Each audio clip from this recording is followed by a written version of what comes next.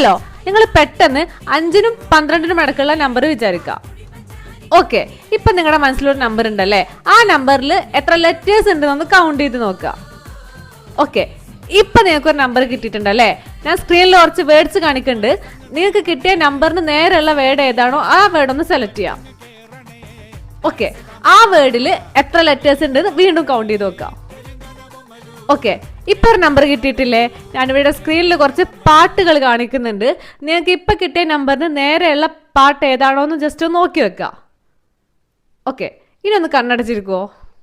എന്തേ ഇന്നും വന്നീല, നിന്നോടൊന്നും ചൊല്ലില, അനുരാഗം മീട്ടും ഗന്ധർവൻ, നീ സ്വപ്നം കാണും ആകാശത്തു.